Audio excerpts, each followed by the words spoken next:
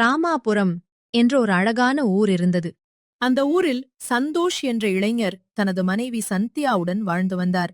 இருவரும் காதல் திருமணம் செய்து கொண்டு ஊரை விட்டு தனியாக ஒரு வீட்டில் வசித்து வந்தார்கள். சந்தோஷ் ஒரு தனியார் நிறுவனத்தில் வேலை செய்து வந்தார்.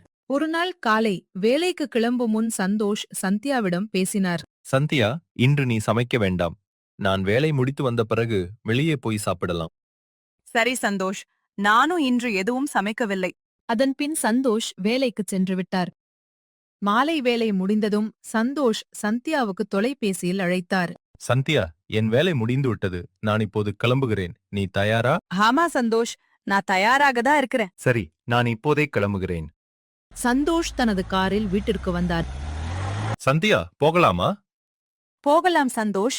இருவரும் காரில் ஏறி ஒரு உணவகத்திற்கு சென்றார்கள். சந்தோஷ் கேட்டார். சந்தியா, உனக்கு என்ன வேண்டும்? பிரியாணி, சிக்கன் கறி. சந்தோஷ் உணவுகளை ஆர்டர் செய்தார். இருவரும் மகிழ்ச்சியாக சாப்பிட்டார்கள். மீண்டும் வீட்டிற்கு திரும்பினார்கள். அதே ஊரில் சாம் என்ற பேராசை கொண்ட ஒரு பெரிய தொழிலதிபர் இருந்தார். அவருக்கு பல நிறுவனங்கள் இருந்தன. புதியதாக இன்னொரு பெரிய நிறுவனத்தை கட்ட திட்டமிட்டிருந்தார்.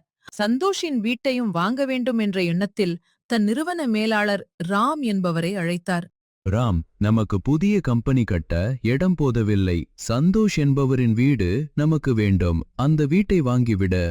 சரி சார், நான் போய் பேசுறேன். ராம் தனது பைக்கில் சந்தோஷின் வீட்டிற்கு சென்றார். நீங்கள் யார்? என்ன வேண்டும்? என் பெயர் ராம். நான் சாம்சார் நிறுவனத்தில் மேனேஜராக வேலை பார்க்கிறேன். உங்கள் வீட்டை சுற்றியுள்ள எல்லா இடங்களையும் நாங்கள் வாங்கிவிட்டோம். உங்கள் வீடு மட்டும்தான் மீதம். இந்த வீட்டின் விலையைச் சொல்லுங்கள், பணம் தருகிறோம். மன்னிக்கும், என்னால் என் வீட்டை விற்க முடியாது. தயவு செய்து இங்கிருந்து போங்கள். இதை கேட்ட ராம் எதுவும் பேசாமல் அங்கிருந்து சென்றார். ராம் நிறுவனத்திற்கு சென்று நடந்ததை சாம் இடம் சொன்னார். எனக்கு அந்த இடம் வேண்டும். சார், அவர்கள் வீட்டை தரமாட்டோம் என்கிறார்கள். என்ன செய்வது? சாம் கடுமையாக. அவர்களை கொன்றுவிடு. அந்த வீடு எனக்கு வேண்டும். சரி சார். ராம் சில ரவுடிகளை கூட்டிக் கொண்டு இரவு நேரத்தில் சந்தோஷின் வீட்டிற்கு சென்றான். சந்தோஷ் அவர்களை பார்த்து பேச முயன்றார். நான் வீட்டை தரமாட்டேன் என்று சொன்னேனே, ஏன் மீண்டும் வந்தீர்கள்? ஆனால் ராம் எதுவும் பேசவில்லை. அவன் கூட்டிக் கொண்டு வந்த ரவுடிகள் சந்தோஷையும் சந்தியாவையும் கொடூரமாகக் கொன்று அங்கிருந்து தப்பிச் சென்றார்கள். பின்னர் ராம் நிறுவனத்திற்கு வந்து சாம் இடம் சொன்னான். சார், அவர்களை கொன்று விட்டேன். சரி, இனிமே அந்த இடம் நமக்கே சொந்தம். சில நாட்கள் கழித்து சாம் ராமை அழைத்தார். ராம், இன்று அந்த இடத்திற்கு சென்று பார்த்து வரலாம். அடுத்த வாரம் கம்பெனி கட்ட வேலை தொடங்கலாம். சரி சார். சந்தோஷ் சந்தியா வாழ்ந்த வீட்டுக்குள் நுழைந்தார்கள். வீடு முழுவதும் மிக அமைதியாக இருந்தது. அந்த அமைதியை கிழித்தது போல திடீரென ஒரு பயங்கர அலறல் ஒலி கேட்டது. இருவரும் பயந்தார்கள். சார், இங்க ஏதோ சரியில்லை. நம்ம போயிடலாம். சும்மாரு, ஒண்ணுல்ல, பயப்படாத. அச்சமயம் ஜன்னல்கள் எல்லாம் படபட என்று அடித்துக் கொள்ள ஆரம்பித்தன. அந்த நொடியில சந்தோஷும் சந்தியாவும் அவர்கள் முன் தோன்றினார்கள். ராம் அதிர்ச்சியில், நான் தான் உங்களை இருவரையும் கொன்றேன். அப்புறம் எப்படி உயிரோடு இருக்கிறீர்கள்? நீ சொல்வது சரி. நாங்கள் செத்து பல நாட்கள் ஆகிவிட்டது. இப்போது நாங்கள் உங்களை கொல்ல வந்த பேய்கள். சந்தோஷமாக வாழ்ந்த எங்களை கொன்றீர்கள். இந்த அநியாயத்திற்கு நீங்கள் தண்டனை அனுபவிக்காமல் தப்ப முடியாது. அந்த நொடியில் சந்தோஷும் சந்தியாவும் ராமையும் சாமையும் கொடூரமாக கொன்றார்கள். அந்த நாளுக்குப் பிறகு அந்த வீடு சாபமிட்ட வீடு என்று ஊரார் பேச ஆரம்பித்தார்கள். ஆனந்தபுரம் என்றொரு அழகான கிராமம் இருந்தது. பசுமையான வயல்கள், எங்கும் உழைப்பின் மனம். அந்த ஊரில் குரு மற்றும் ரங்கா என்ற 2 நண்பர்கள் இருந்தார்கள். அவர்கள் நண்பர்கள் மட்டுமல்ல, சிறுவயதிலிருந்தே ஒன்றாக வளர்ந்து ஒன்றாக உழைத்து வாழ்க்கையையே சாதித்து கட்டியவர்கள். ரங்கா, நாம 2 பேரும் சேர்ந்து வயல் வியாபாரம் எல்லாம் நடத்தி வர்றோம்.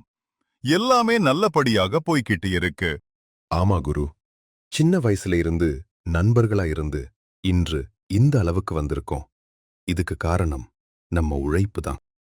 குருவுக்கு அனிதா என்ற ஒரு மகள் இருந்தாள். லங்காவுக்கு மனைவி இல்லை. குழந்தை பிறந்த சில நாட்களிலேயே அவள் இறந்துவிட்டாள். அதனால் ரங்கா தனது ஒரே மகன் மோகனை அம்மா இல்லாத பையன் என்று சொல்லி அளவுக்கு மீறிய பாசத்துடன் வளர்த்தான்.